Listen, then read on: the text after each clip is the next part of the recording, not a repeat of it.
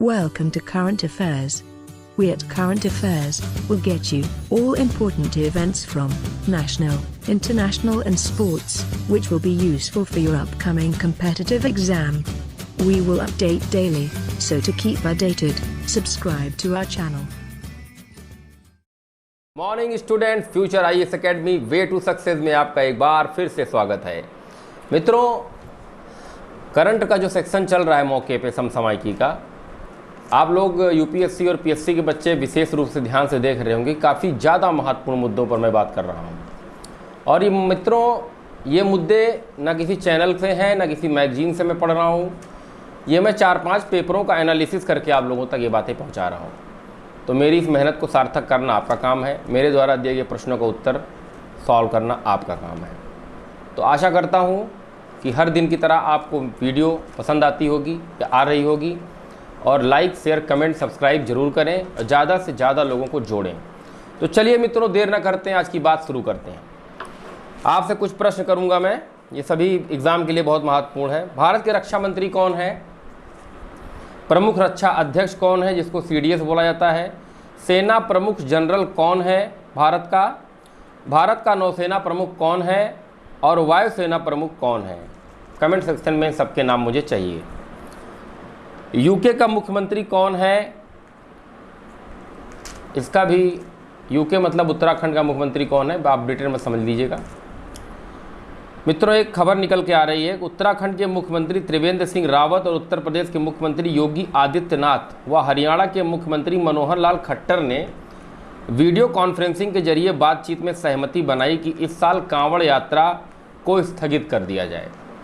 मित्रों, कांवड़ यात्रा स्थगित कर देंगे से जो लगभग 10 अरब रुपए का नुकसान होगा भारत का, क्योंकि इतनी बड़ी संख्या में कांवड़ यात्री आते थे, करोड़ों की संख्या में। इस बार नहीं आ पाएंगे कोरोना महामारी की वजह से। तो कहीं ना कहीं से जो बाज़ार लगती थी, जो छोटे मोटे व्यापारी अपनी दुकानें लगाते थे, वो इस साल नहीं लगा पाएंगे और कहीं ना कहीं से भारत की अर्थव्यवस्था को भी प्रभाव पड़ेगा और छोटे मोटे दुकानदार की जो रोज़मर्रा है वो प्रभावित होगी। सूर्य ग्रहण अमावस्या के दिन होता है। कैसे होता है? जब चंद्रमा पृथ्वी और सूर्य के बीच में आ जाता है, तब ये तीनों खगोलीय पिंड एक रेखा में हो जाते हैं, तब सूर्य ग्रहण होता है। मित्रों, वलयाकार सूर्य ग्रहण तो सुना होगा आपने। वलयाकार सूर्य ग्रहण कब होता है? वलयाकार सूर्य ग्रहण तब होता है चंद्रमा का कोणीय व्यास सूर्य से कम हो जाता है, जिससे चंद्रमा सूर्य को पूरी तरीके से नहीं ढक पाता है। इसके परिणाम स्वरूप चंद्रमा के चारों ओर सूर्य का बाहरी हिस्सा दिखता रहता है, जो एक वलय के आकार का हो जाता है। इसको हम बोलते हैं वलयाकार सूर्य ग्रहण। आपने सूर्य ग्रहण सुना होगा, पर वलयाकार सूर्य ग्रहण नई चीज़ मुझे लगी तो मैंने आप लोगों को रखी।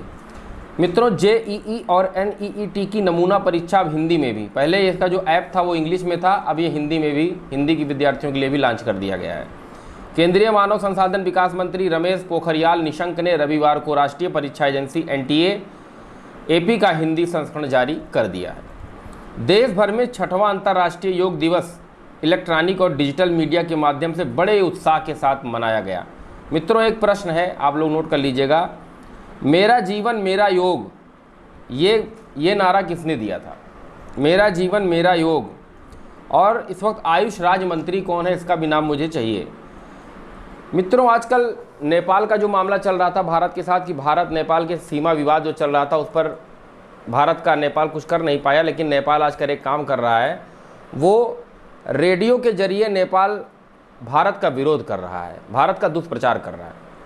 तो मित्रों, नेपाल का भारत के लिए दुष्प्रचार करना कहीं ना कहीं नेपाल के लिए भी हानिकारक साबित हो रहा है और भारत के लिए भी दुष्प्रचार कहीं ना कहीं हानिकारक साबित हो रहा है।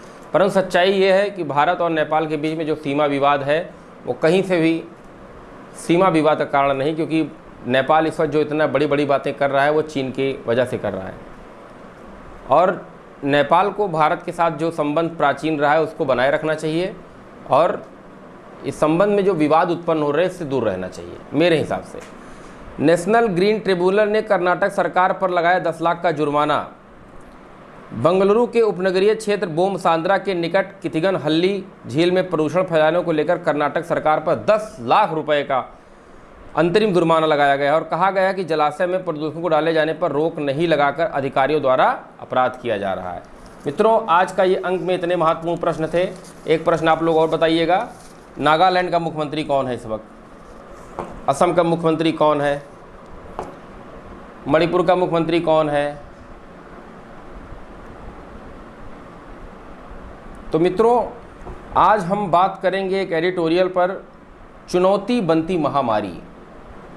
महामारी, जैसा कि आप देख रहे हैं, महामारी में इस वक्त मरीजों की संख्या 4 लाख प्लस हो गई है।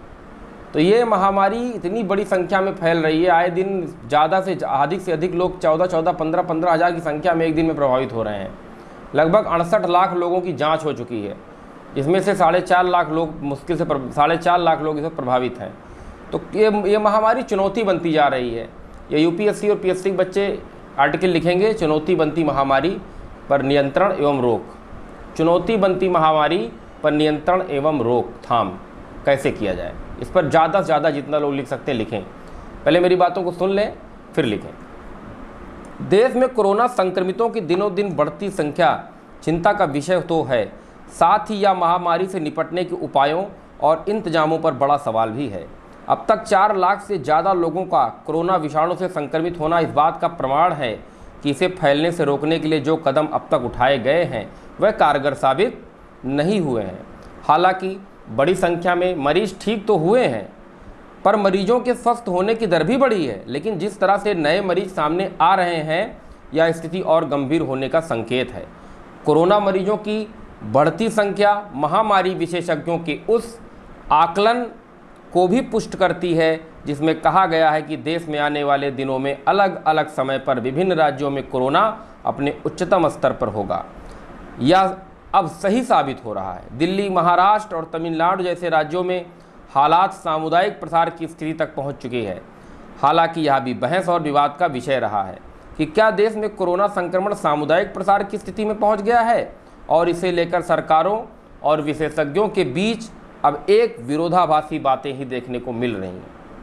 ज़्यादातर राज्यों में एक हफ्ते के दौरान रिकॉर्ड स्तर पर मामले सामने आने की बड़ी वजह यह भी है कि जांच के काम में तेजी आई है और अब तक करीब 68 लाख लोगों की जांच हो चुकी है। खतरा इस बात का भी है कि प्रवासी मजदूरों के पलायन से भी संक्रमण तेजी से बढ़ सकता है।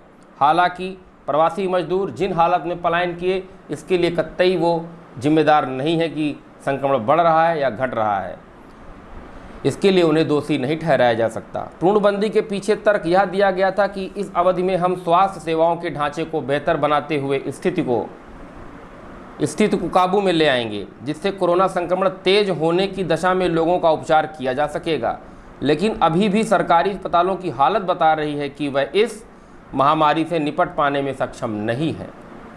मरीजों की बढ़ती संख्या के अनुपात में अस्पताल में बिस्तर पर्याप्त नहीं है। डॉक्टर, चिकित्सा कर्मियों के पास पीपीई किटों की भारी कमी है, जिसकी वजह से बड़ी संख्या में चिकित्सक और दूसरे कर्मचारी भी संक्रमण के शिकार हो चुके हैं। ऐसे में मरीजों का इलाज कैसे होगा, ये बहुत बड़ा सवाल है। इसके अलावा कोरोना का इलाज अभी भी इतना महंगा पड़ रहा है कि हर कोई निजी अस्पताल में जाकर इलाज नहीं करा सकता है। कहने को सरकार ने हाल में दरें काफ़ी कम की हैं, लेकिन आम आदमी अभी भी इस दर की पहुंच से बहुत नीचे है। महामारी के फैलाव को रोकना बड़ी चुनौती है। इसे फैलने से रोकने के लिए अब पूर्णबंदी जैसा कदम उठाना तो कतई व्यवहारिक नहीं होगा, लेकिन नागरिकों को जागरूक बनाकर काफ़ी हद तक सफलता पाई जा सकती है। इसमें सामाजिक और नागरिक संगठन बड़ी भूमिका निभा सकते हैं। राज्यों और केंद्र सरकार के बीच तालमेल की भारी कमी भी देखने को मिल रही है। दिल्ली में उपराज्यपाल ने एकांतवास के मुद्दे पर जिस तरह आदेश जारी किया और फिर सरकार के विरोध के बाद वापस ले लिया, उससे यह साफ हो गया कि महामारी से लड़ने में भी राजनीति हो रही है।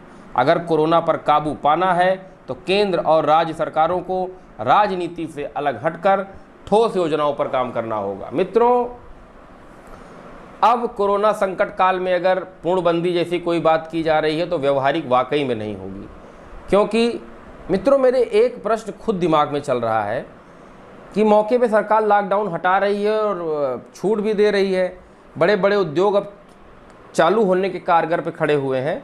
तो मित्रों, जब मजदूर सारे अपने गांव की तरफ चले गए हैं तो वो बड़े बड़े उद्योग चलेंगे कैसे? उन बड़े बड़े उद्योगों को चलाएगा कौन? ये प्रश्न बड़ा मेरे दिमाग में चल रहा है कि आप लोग इस पर कमेंट करके मुझे बता सकते हैं कि आप लोग क्या सोच रहे हैं। तो मित्रों, कोरोना महामारी वाकई में विश्व के सामने एक चुनौती बन के आ गई है और इस चुनौती में सबसे ज़्यादा झेलना पड़ रहा है भारत को। भारत में कोरोना की वजह से जो पीड़ित हो रहे हैं वो पीड़ित हो ही रहे हैं, लेकिन आर्थिक अर्थव्यवस्था बहुत ज़्यादा गिर गई है। उसमें जो मध्यम वर्ग हैं और निचले तबके के लोग हैं, ये इनकी अर्थव्यवस्था चरमरा गई है। ये बहुत ही परेशान और पीड़ित हो गए हैं।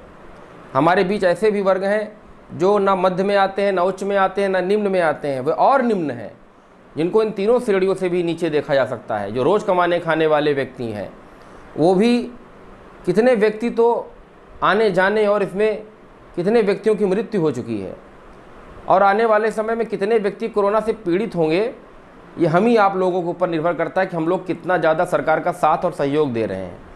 मित्रों, बहुत ज़्यादा कहने की बात नहीं है, लेकिन आज ये प्रश्न वाकई में एक बहुत बड़ा प्रश्न, यक्ष प्रश्न बन गया है कि इस चुनौती बनती महामारी को रोकने और रोकथाम के लिए क्या किया जाए और कैसे इसको नियंत्रण में लाया जाए। ये आप लोगों के सामने नहीं, ये पूरे सरकार के सामने नहीं, प्रत्येक भारतीयों के लिए अच्छा प्रश्न है। और मैं ये चाहता हूँ कि आप लोग इस टॉपिक पर ज़्यादा से ज़्यादा लिखें, या आपके मेंस में पक्का पूछा जाएगा। आप ये लिख लीजिए कि मैं जो पढ़ा रहा हूँ, जो एडिटोरियल में डिस्कस कर रहा हूँ, वो मेंस के ऑब्वियस दृष्टि से बहुत ज़्यादा इम्पॉर्टेंट है। कतई इसको हल्के में मत लीजिए। आप इस पर जितना ज़्यादा लिखेंगे, अब देख लीजिए लखनऊ की जो लड़की है, उसका भी आप लोगों को मैंने देखिए स्टेटस पे लगाया हुआ था, आभा शुक्ला नाम की लड़की है, उसका बहुत ही ज़्यादा अच्छा इंटरेस्टिंग आंसर रहा है। अच्छी स्कॉलर है, वो इंजीनियरिंग कर रही है, बहुत अच्छा लिखती है और काफ़ी ज़्यादा अच्छा लिखती है। आप लोगों को उससे सीख लेना चाहिए कि मैंने इसीलिए उसके आंसर को अपने व्हाट्सएप के स्टेटस पे लगा दिया था कि आप लोग कुछ ना हो सके तो उस लड़की से सीखो जो रातों दिन मेहनत करके सफलता की तरफ बढ़ रही है। ये सब मेरे वह बच्चे हैं जिनको मैं लखनऊ में पढ़ाता था और उसमें से 75% के ऊपर तो बच्चे सेलेक्ट हो गए हैं। उसमें से कई बच्चे PCS है मौके पे। मैंने आपसे कहा था मैं बहुत जल्द ही उन लोग से आपकी मुलाकात करवाऊंगा, लेकिन अभी पानी बरस रहा है और ये लॉकडाउन का पीरियड है, बच्चे हमारे दूर दूर हैं। एक दिन मैं जो मेरे सफल बच्चे हैं उनसे आप लोगों को साक्षात्कार ज़रूर करवाऊँगा। तो मित्रों, जितना मैं पढ़ा रहा हूँ ना आपको इलाहाबाद जाने पे मिलने वाला है, ना दिल्ली में जाने में मिलने वाला, ना ही लखनऊ में जाने में मिलने वाला है। ये हमारे विद्यार्थी जो हमसे पढ़ चुके हैं वो बहुत अच्छे से भली भांति परिचित हैं। और आज का अंक UPSC और PSC के बच्चों के लिए ही था, मेंस के लिए था। कोरोना चुनौती बनती महामारी का रोकथाम कैसे करेगा भारत, कैसे करेगा भारत और क्या क्या दुरुपयोग हो रहा है इस वक्त, क्या क्या दुरुपयोग भी तो हो रहा है। मार्केट बाज़ारों में आप जाइए, जो चीज़ें सस्ती थी आज बड़ी महंगे दामों पर बिक रही हैं। कहते हैं तंबाकू नहीं बिक रहा है, तंबाकू नहीं बिक रहा है, तंबाकू खाने से कोरोना फैलेगा। ये है, कौन कह रहा है तंबाकू नहीं बिक रहा? तंबाकू खुलेआम बिक रहा है, लेकिन ऊंचे दामों पे बिक रहा है। जो 3 रुपये का था वो 30 का बिक रहा है। कहीं ना कहीं मार्केट प्रभावित हुई है, लोग प्रभावित हुए हैं। तो इसके बारे में अर्थव्यवस्था कहाँ किस स्थान पर खड़ी है, गरीबी किस स्थान पर खड़ी है, इस महामारी से रोकथाम कैसे किया जाए, इस महामारी से लड़ा कैसे जाए, कैसे भारत सरकार इस महामारी से लड़ेगी, इतनी बड़ी जनसंख्या जो है कैसे इस महामारी से बचेगी, इसके बारे में ज़्यादा से ज़्यादा आप लोग लिख के दिखाएं। और कल का अंक भी समसामयिकी का होगा और कल का अंक आप लोग एकदम मिस मत करिएगा, क्योंकि कल मैं शायद 2 एडिटोरियल पर बात करूंगा और बहुत ही महत्वपूर्ण रहेगा आपके सभी एग्ज़ाम के लिए। तो आज का ये अंक यहीं समाप्त कर रहा हूँ। बहुत बहुत धन्यवाद।